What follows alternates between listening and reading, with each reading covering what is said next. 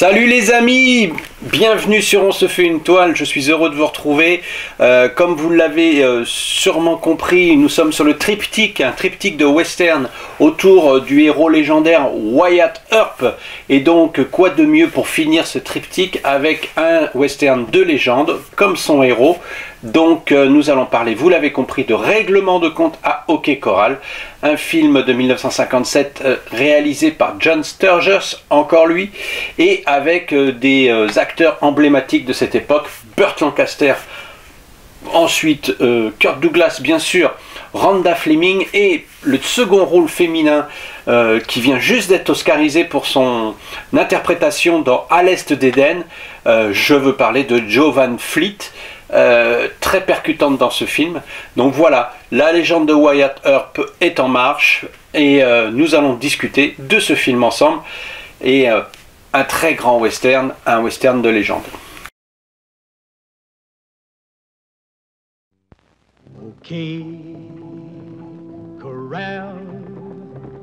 Okay, corral. They're the outlaw band, make their final stand. Okay, corral. Burt Lancaster as the famous Wyatt Earp. Kirk Douglas as the notorious Doc Holliday. Two men as different as day and night, yet fate linked them together through the violent years. Get going, down the back stairs. Much obliged, Marshal.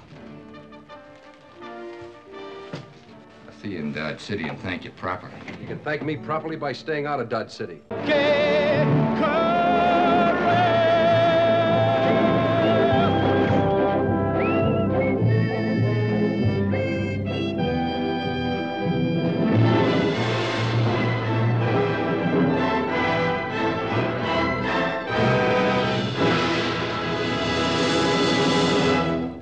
Sur la piste de hors-la-loi, le shérif de Dodge City, Wyatt Earp donc, se rend à Fort Griffin, une ville de l'Ouest, sous l'autorité de son confrère, le shérif Canton Wilson. Mais bon, ce dernier a bien changé depuis quelques années, il est devenu un peu trop lâche et il a laissé filer le truand Clanton et sa bande. Au saloon, Earp retrouve le célèbre joueur Doc Holliday, ancien dentiste devenu joueur professionnel, usant un peu trop de l'alcool, mais un surdoué de la gâchette. Donc, lorsque Holliday est prise, on va dire, en mal à partie avec un ancien rival, celui-ci le tue et il se retrouve donc, on va dire, enfermé dans sa chambre d'hôtel. Et la population veut le lyncher. Et ce sera grâce à l'intervention de Wyatt Earp qu'il pourra se sauver. Donc, il lui doit une dette.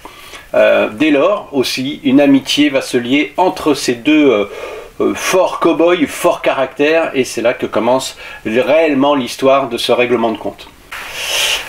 Donc, nous voilà à la rubrique des critiques. Et à noter que sur le site Allociné, ce film est noté par les spectateurs 3,7 sur 5. Donc c'est une moyenne assez basse, je trouve, pour un film de cette qualité, un film de légende, encore une fois.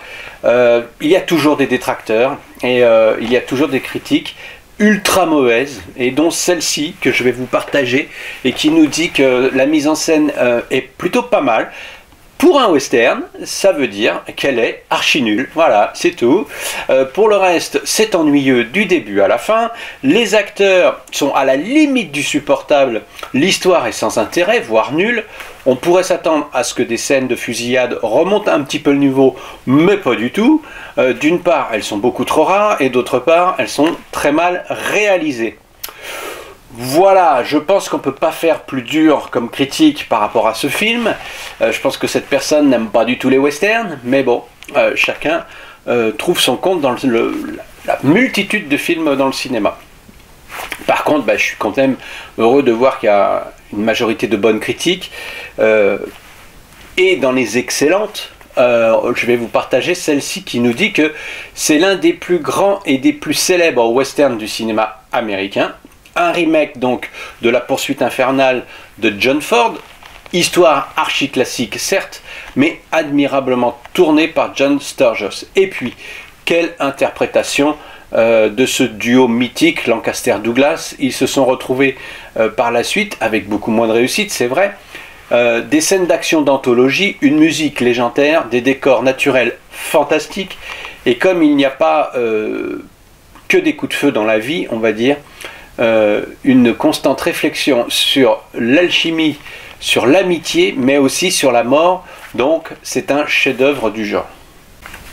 Alors pour finir ce triptyque, effectivement, il fallait finir en beauté.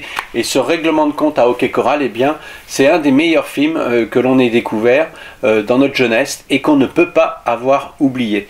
Dès les premières notes de la chanson qui ouvre le film, elle nous plonge tout de suite dans nos souvenirs, et souvenirs très puissants d'un film tout aussi puissant. La nouvelle génération n'y verrait peut-être qu'un western de plus, mais le duo de ces deux stars, Lancaster et Douglas, garantissent un grand film, garantissent aussi un grand spectacle. Alors, si je dois faire une comparaison, tout le monde s'est un peu ému de l'affrontement entre Al Pacino et Robert De Niro dans le film Hit de Michael Mann. Et bien là, c'est le même acabit en fait. Il y a la puissance de jeu de ces deux acteurs, Lancaster-Douglas, et cette confrontation et cette amitié qui va naître aussi. Ben voilà, on est sur le même ressort. On passe sur une autre dimension en fait, grâce à ce duo. Douglas joue le rôle de Doc Holliday, suicidaire tout sautant, mais dégageant une détermination sans faille. Quant à Lancaster, bah lui, loin de son personnage tout sourire de Veracruz, adopte donc ici une droiture à toute épreuve, l'homme de loi, prochain film dans lequel il jouera aussi, petit clin d'œil, sacrifiant donc son amour pour la justice. Donc, au-delà de ce duo, on peut mentionner quand même les deux interprètes féminines de ce film. Bien naturellement, on a Rhonda Fleming, qui pour sa rencontre avec Lancaster se retrouve derrière les barreaux, donc c'est assez rigolo. Mais surtout, Jo Van Fleet, qui joue la petite amie de Doc Holliday, petite amie qui ne cesse de le quitter et de revenir à lui. Ces deux-là ne se font pas de cadeaux d'ailleurs, et ils ne s'épargnent rien. Mais il reste quand même lié à la vie, à la mort. Donc on a rarement fait mieux dans ce genre tant décrié. Il a quand même apporté son lot de chefs-d'œuvre à l'histoire du cinéma, et celui-ci, mené par un réalisateur de talent, ne manquera pas de rester gravé au panthéon des westerns. Voilà ce que moi j'en pense. Alors pour aller chercher les petits plus, je me suis replongé dans la biographie de Kirk Douglas dans Le Fils du chiffonnier, et Kirk Douglas revient donc sur ce tournage de règlement de compte à hockey choral et nous livre des anecdotes de son cru, notamment des scènes de tournage avec Jo Van Fleet où elle lui demande de la gifler. Et elle lui dit donc gifle-moi. Et lui répond, tu es sûr? Oui, oui, vas-y, frappe-moi. Donc ok, bang, il la gifle. Il lui donne donc des claques et elle joue sa scène. Et ils retournèrent plusieurs fois donc la scène et ce n'était jamais bon. Chaque fois, elle allait lui demander de la frapper de plus en plus fort. Un petit peu interloqué, donc il va voir Burt Lancaster et lui raconte ce qui se passe. Et comme lui il ne le croyait pas, eh bien il dit bah, viens voir par toi-même, tu vas voir. Et donc à nouveau, elle lui demande de la frapper. Lancaster observe la scène, il en reste bouche bée. Et pour conclure, Douglas nous dit que les acteurs sont prêts à tout pour pouvoir bien jouer, pour les aider à jouer. Donc voilà. D'ailleurs, pendant la scène de lancer de couteau, scène du début du film, cette actrice, donc Jo Van Fleet, a insisté pour avoir des vrais couteaux au lieu d'une doublure, et parce qu'elle voulait vraiment avoir l'air choquée et effrayée à l'écran. Donc c'était pas la première fois non plus que Douglas et Lancaster tournaient ensemble. Ils avaient déjà tourné une dizaine d'années plus tôt dans un petit film noir. Mais c'est la première fois que l'amitié réelle commence à devenir sérieuse entre eux. Douglas dit qu'il adorait travailler avec Burt Lancaster. Et lors d'un hommage qui m'était rendu donc en 87, dit-il, à l'American Academy de New York, Burt Lancaster a déclaré que Kurt serait le premier à vous dire qu'il est un homme difficile. Et puis il s'est interrompu et il a dit, eh ben moi je serai le second. Effectivement, c'était les deux enfants terribles du cinéma américain, assez durs sur leur tournage, avec des positions très fermes, des idées très fermes. Douglas raconte aussi dans sa biographie que que le véritable règlement de compte fut beaucoup plus court que celui remis à l'écran par Sturges et beaucoup moins spectaculaire. 30 secondes, 34 coups de feu, 3 morts. Et dans la version de l'affrontement donc de ce film, le tournage a duré 4 jours et la scène finale dure 5 minutes. Donc Sturges, réalisateur de talent qui a l'habitude et qui aura l'habitude de gérer des caractères forts, a dompté admirablement les efforts que faisaient les deux acteurs pour diriger le film. Wallis, le producteur, se souvient que les deux stars ont affiché dès le début leur intention de se mêler du film. Il ne cessait de leur rappeler qu'ils étaient autant les producteurs que les acteurs et tentaient de doubler Sturges à la moindre occasion. Mais ils avaient trouvé à qui parler. Donc Lancaster a fini par exploser, demandant à Sturges de le laisser jouer une scène à sa façon, avec les dialogues qu'il avait réécrits. Ça n'avait rien à voir avec le film. Et donc John Sturges s'est un peu plié au jeu. Et donc Burt Lancaster a joué sa scène jusqu'à la fin, hurlant si fort qu'il s'en est enroué. Il s'était défoulé, quoi. On va dire que c'était ça. Mais, bah écoutez, Sturges, le petit malin, il n'avait pas mis de pellicule dans la caméra. Voilà, donc rien n'a été gardé. Donc c'est le dernier film que Lancaster avait en contrat avec Al Wallis, donc le producteur. Et d'ailleurs, ils ne travailleront plus jamais ensemble, puisque Lancaster voulait être indépendant. Néanmoins, donc, ce film a coûté une petite fortune à son producteur, à Wallis, plus de 2 millions de dollars, à cause des énormes cachets de Douglas et de Lancaster. Mais l'investissement se révéla rentable, puisque le film rapporta lui plus de 10 millions de dollars. Au départ, John Sturges pensait à Robert Mitchum et à Richard Widmark pour jouer le rôle de Doc Holliday. La fusillade finale a été tournée à Old Tucson, au même endroit que celui utilisé pour la fusillade finale de Rio Bravo en 59, donc un autre classique dont nous avons déjà parlé sur cette chaîne. Donc au cours de sa carrière, Lee Van Cleef, qui joue un petit rôle dans ce film, a eu l'occasion de jouer avec 2 générations de Russell. Donc vous connaîtrez peut-être mieux Kurt Russell, mais son père, Bing Russell, était aussi dans le cinéma. Il joue ici le rôle du barman, non crédité au générique.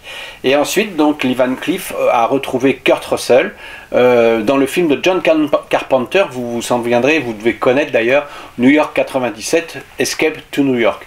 Dans ce film, on a aussi un petit rôle que vous pourrez reconnaître, Dennis Hopper, le jeune Clanton. Que Burt Lancaster ne se résout pas à tuer à la fin du duel. Voilà. Donc voilà ce qu'on peut dire sur ces petites anecdotes, ces petites choses qui nous donnent un contexte de film. Donc pour conclure, on peut dire que John Sturges mène son film, qui deviendra mythique, d'une main de maître, avec sa science habituelle du cadrage, sa parfaite direction d'acteur, tout aussi à l'aise dans l'action que dans les longues séquences dialoguées, parce qu'il y en a beaucoup dans ce film. Donc ce film constitue l'un des plus beaux fleurons qui soit dans le domaine du western, peut-être même le chef-d'œuvre de cette décennie. C'est un grand classique incontournable. Douglas est impérial dans son rôle de Doc Holliday, et Burt Lancaster ne l'est pas moins dans celui de Wyatt Earp, son ami. Donc parfaite incarnation de la justice, d'une justice rigide et implacable. Donc on peut comparer les acteurs, hein, que ce soit Henry Fonda avec notre ami Lancaster, Victor Mature et notre ami Douglas. Les jeux n'ont rien à voir. Ce film et cette légende a été reprise à maintes reprises, justement, dans différents westerns. 7 secondes en enfer, Tombstone, Wyatt Earp de Kevin Costner. Enfin, il y en a une multitude de films retraçant ce règlement de compte. Mais on va s'arrêter là pour nous, pour ce triptyque. Une dernière pensée pour Rhonda Fleming, qui apporte une belle touche de romantisme au film et que le regrette de perdre si vite de vue. Elle était splendide dans sa robe verte descendant de la diligence, splendide dans sa robe jaune quand elle se fait enfermer par Burt Lancaster. C'est vrai que cette petite romance tourne court, c'est vrai qu'on ne la voit pas tant que ça à l'écran, c'est bien dommage, mais bon, voilà. Donc, c'est tout. C'est tout pour aujourd'hui. J'espère que vous avez appris 2-3 petites choses sur ce film. Un film plein de panache, de lyrisme, vous l'aurez compris. J'espère que je vous ai donné envie de voir ce film ou de le revoir. N'oubliez pas de mettre un petit pouce, de liker, donc de laisser un petit commentaire, et pour savoir si vous avez aimé, pas aimé ce film, si pour vous il fait partie des plus grands westerns ou pas.